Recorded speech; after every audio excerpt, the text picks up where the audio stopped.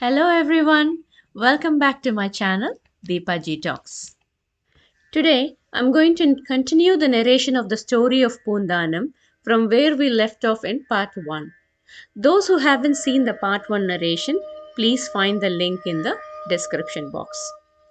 Quickly getting to the recap of the last story, Poonthaanam was threatened by the thieves to hand over the bag he had been clinging to.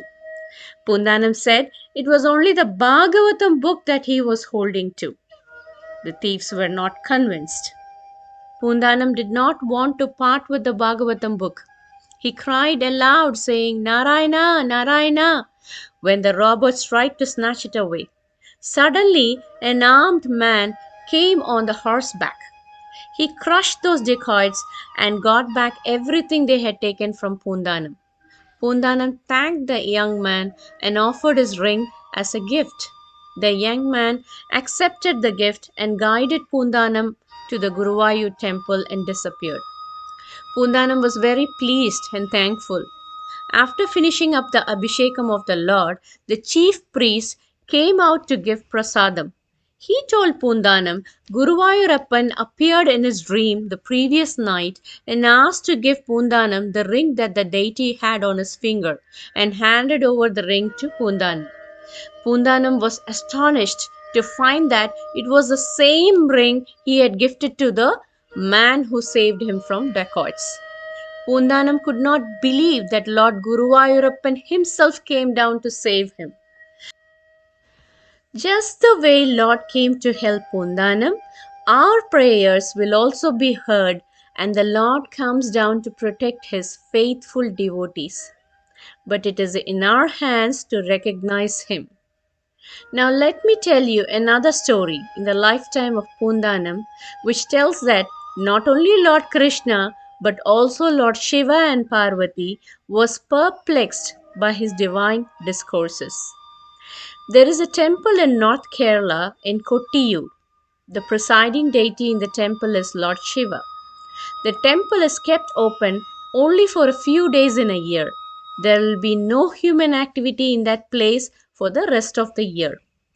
Once Poonthaanam visited Kottiyur temple, bathed in the holy water, worshipped the compassionate Lord Shiva and stayed there for a few days. He recited Srimad Bhagavatam every day in front of the deity and hundreds of people listened to his sweet discourse. One day he was reciting the chapter of where Lord Krishna teases Rukmini. The chapter describes about how Lord Krishna plays with a great devotee and his beloved wife Rukmini. In the chapter, Lord Krishna playfully asks Rukmini why she wanted to marry the Lord when she had better choices like King Sisupala, Salva, Jarasandha, etc. Hearing this, Rukmini faints and Lord Krishna consoles her. This is the gist of the chapter. Poonthaanam finished his discourse on this chapter and kept the bookmark at the end of the chapter. Next day, to his surprise, he found the bookmark at the beginning of the same chapter. Unable to identify the reason, and at the same time, Poonthaanam did not want to go against his bookmark. He spoke about the same chapter for the second time. Every day the same event happened and he spoke about the same chapter repeatedly for the rest of the days. It was the last day to close the temple for the year. Poonthaanam finished the discourse and was returning from the temple with other devotees, but somehow left the Bhagavatam book in the temple. Having walked some distance, he remembered that he forgot to bring the Bhagavatam book. He hurried back, crossed the river and reached the temple which was closed. He was all alone. He could hear somebody reciting the same part of the Bhagavatam chapter that he had been repeating all these days inside the temple. As he looked through the keyhole, he saw Lord Shiva reading from Poonthaanam's Bhagavatam book. Mother Parvati and other Bhutaganas were listening, their eyes filled with tears of devotion. Poonthaanam stood there and heard the recitation. In the end, Lord Shiva asked his wife Parvati Devi, "Did you like the recitation?" Devi Parvati replied, "Yes, it was nice, but was not as good as Poonthanam's recitation. Lord Shiva replied, "Yes, that is true. I also like to hear Bhagavatam from Poonthanam. That is why I place the bookmark again and again at the beginning of the same topic every day." Hearing this, Poonthanam, who stood outside, was shaken and shouted aloud, trembling with fear. When he watched again, Lord Shiva and Mother Parvati had disappeared though. What a goosebump experience it would have been. This incident clearly explains how all the living entities, including the gods, love hearing great literature. Poonthanam is definitely a gifted person indeed. One day, Poonthanam had a dream of a beautiful aeroplane landing in the courtyard of his house. The celestial servants of Mahavishnu had come to pick up Poonthanam to take him to Vaikuntham. That plane passed through many worlds and reached Vaikuntham. The celestials guided him throughout, and when Poonthanam got out of the plane, he saw many other celestial beings who all had reached Mahavishnu's abode due to their intense devotion. As soon as he reached the entrance, two divine devatas with a humble bow received him. Poonthanam thought he was unfit to receive that kind of honors from those devatas.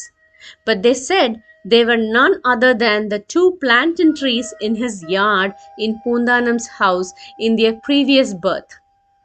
They got to hear Poonthanam's Bhagavatam recitation every day, which elevated them to the level of immortals.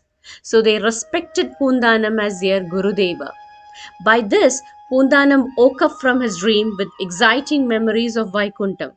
When he went to the front yard, he saw those two plantain trees had fallen to the ground and realized the sanctity of his dream. This is not just the end. There are many more miracles that happen in the life of Poonthanam. One such incident was when Poonthanam grew old. He found it very difficult to travel up to Guruvayur. Once he set out for Guruvayur, but after walking just a little distance, he felt extremely tired and had to abandon the trip. At this point, Poonthanam cried out to Guruvayurappan, lamenting his inability to meet him. Immediately, he saw Sri Guruvayurappan standing to his left side. Lord blessed Poonthanam and said, "You need not walk all the way to Guruvayur temple. I will be present here to accept your worship." Poonthanam thus built a temple at the same place where he saw the Lord and started his worship there. Indeed, Poonthanam seems to be Lord's favorite child, isn't it? Wait, there is still more to go. Poonthanam was getting too old. He spent most of his time reciting Bhagavatam and doing meditation. He used to get visions of the Lord very often, but others couldn't understand what he was talking about. They thought he had become mad. One day, Poonthanam said, "The celestial beings of Vishnu are visiting our house tomorrow, so the whole house needs to be decorated with plantain trees and so on." Poonthanam's servants thought he was going crazy, but still they completed all arrangements as he instructed. Next morning, while Poonthanam was resting after meditation, he could see the plane from Vishnu's abode had come for him. Immediately he called his wife to go with him, but she did not take it seriously and said she had to do a few more things in the kitchen. The maidservant who was listening to their conversation asked for her master's permission to go with him. Poonthanam gladly agreed. After some time, when Poonthanam's wife finished her chores and came out, Poonthanam was missing, and she saw the maidservant lying dead. Ever since, nobody has seen Poonthanam. Vedic astrology and tantras confirm the above mentioned events. As decided by Guruvayurappan, traditions associated with Poonthanam are ritually celebrated at Guruvayur temple every year. Also, his statue was installed in the temple premise. People still go in large numbers to visit Poonthanam's house and the temple built by him. Some say that they still are able to experience the divinity in that place. Why not? It's a place once a great devotee has lived, right? And with this, we come to the end of this video. Hope you enjoyed listening. I will meet you again in another episode. Until then, thank you and bye from Deepa.